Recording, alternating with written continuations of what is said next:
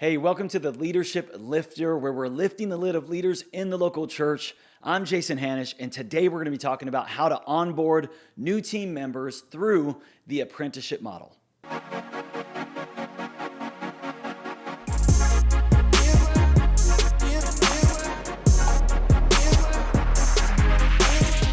You most likely already have a method or a model to onboard people to your ministry, to your church. You probably have and hopefully have a method or a system on how to onboard people to serving on a team in general. If you serve at Discovery, where I pastor, we do that through what we call the Discovery track. Track 1 is about discovering home, and they get to learn about our vision and our values and our beliefs, and they can make a commitment with no arms twisted or anything like that to join the family of Discovery. The second class, track 2, is called Discovering Your Purpose. We go over spiritual gifts, personality, how God has created them to help them see or point the direction of what God has called them to do. From the results of that class, based on their gifting and their personality, we plug them in or suggest to them a few different teams that they could serve on. Now, you might have something very similar to that, or maybe not at all. And my first encouragement to you on onboarding new team members is to create some kind of system where you're onboarding people to your church and then onboarding people to the team in general. These create a funnel for you to pull from for your ministries, for volunteering, and for your teams. Now, even if you do have those, what I have found in working with a lot of churches is many of them, even if they do have an onboarding to the team, they don't have a specific onboarding to the role that they're being assigned to. So if they were assigned in kids ministry in the second grade classroom, or as a door greeter, parking lot attendant, or background vocalist on the worship team, there is very rarely a system or a process that is specific to that role that they are walked through to help them understand what do we do and why do we do it. That is where I want to pick up today in this podcast. How do we onboard people specifically to the different roles that we have? And what I'm going to share with you, I believe it does take a little bit longer to onboard. But if you take longer onboarding them, then I think you're going to keep them longer. Sometimes we mistakenly think that people will just pick it up along the way. Sure, they will pick it up along the way, but what they also will pick up is failure, heartache, missed expectations, and some bad habits along the way. Why not just cut that learning curve off with working on the ministry instead of in the ministry? So many people are too busy working in the ministry. They're not working on it. They're on the ministry, meaning why are we doing what we're doing? How are we doing it? And so it's up to you as a leader to ask that question for every role. Now, ask yourself the question for your role, the role that you're onboarding on. What do we do and why do we do it? I would create a hit sheet, 1 page for every role. What do we do and why do we do it? For every role, there's maybe 3, 4, 5 things that we do and some reasons why we do it that way. What is the reason why we do this? Why do we have that best practice? Every role needs a hit sheet, a job description, a ministry description of what do we do and why do we do it. Now, once we have that, now you have the tools or the ingredients to onboard somebody with clarity. And clarity is kindness. To be unclear is to be unkind. And so many times we're onboarding people to our teams and we're being so unkind. And it may make sense to you because you've been doing it, but to a new person coming in, they don't know what you know. They don't know why you do it the way you do it. And it's up to us to share what we do and why we do it. Now, once you have that 1 page, 3 to 5 things, what we do and why to do it, I'm going to give you a process. We call it the apprenticing model or the shadowing model. You can call it whatever you want, but basically what it is 5 steps on how to onboard a new team member. At Discovery, we have this amazing funnel called Discovery Track that brings new team members onto teams every month. We have 20, 30, 40 people being onboarded every month to teams. But what happens is they get on a team and maybe they fall off, they fall through the cracks. And maybe in your ministry that can happen a lot. And part of the reason is because we're not taking care of that baton. We got a baton passed to us, but we're not taking care of this transition, this handoff. We're dropping that baton. And I'm going to give you an easy system. Once you have that hit sheet that I discussed, you can plug this system into every role and onboard new team members with excellence and with clarity, okay? It's a 5-step process, and it may take longer depending on the difficulty of the ministry or the skill level of the specific role, but either way, it's 5 steps. Here they are. Step number 1, I do, you watch, we talk, okay? I, as the leader, I'm going to do it. You, as the new team member, you're going to watch me do it. So I'm not expecting anything from you right now. You're just watching. But don't skip the we talk step. Every one of these steps in the onboarding process is going to end with the same we talk, okay? That's an important step that you can't miss. That's where you get to come alongside. Now, I'm not talking about going getting coffee or dinner or something like that. I'm talking about after you serve together on the way to the car or on the way to your seats, you're having a simple conversation. After this step, I'm going to do this role. You just watch me. Once you're finished with that service or whatever the ministry is, I want you to ask a few questions to the person who was watching, that new team member. Ask them what worked, what didn't work, and how can we improve? These are really great questions to ask a new team member because they're coming in with fresh eyes and a fresh nose. You know, there's a lot of things that if you've been serving for a while on your team, you can become nose blind too.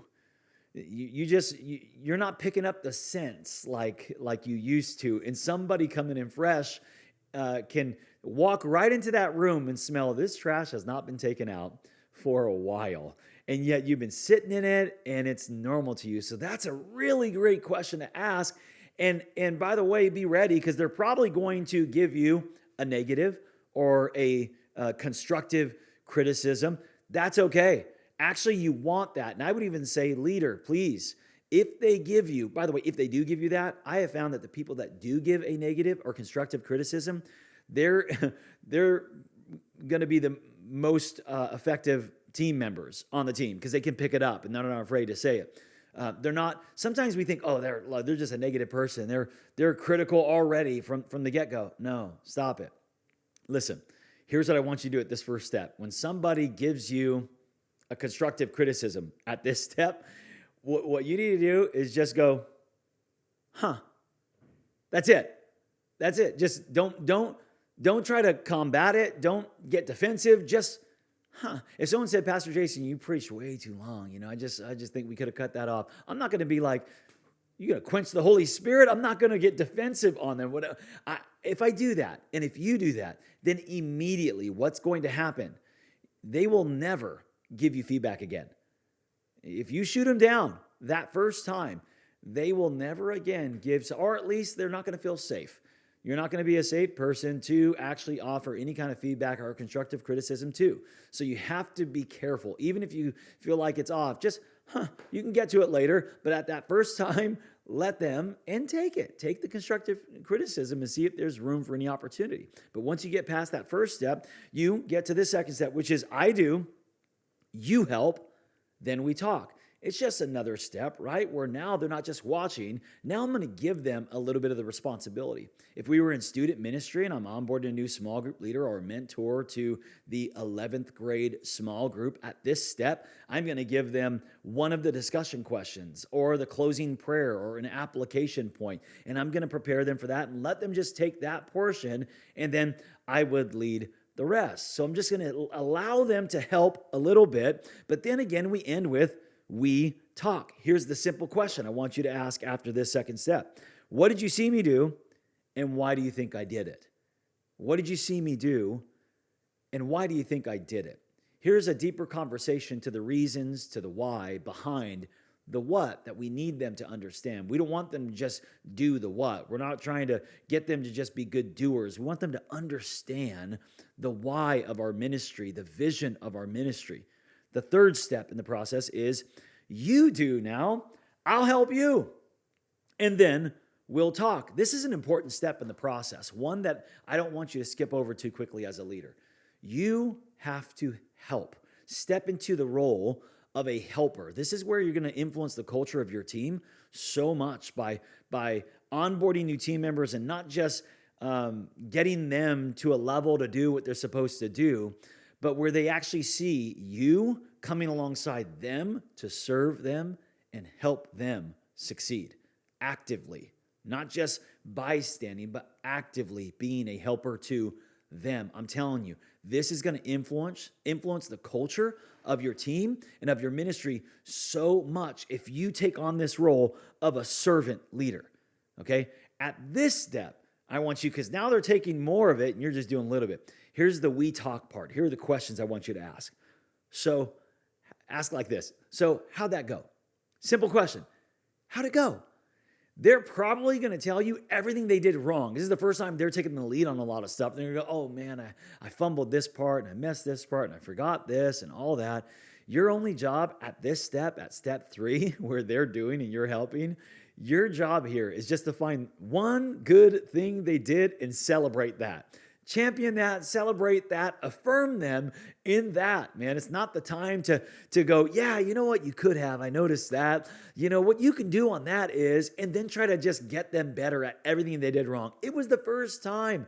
That's not the time for it. Just like in step 1, it's not the time to get defensive and shoot down feedback. In step 3, it's not the time to develop them in the areas of their opportunity. This step is for you to celebrate them in their calling, in their gifting.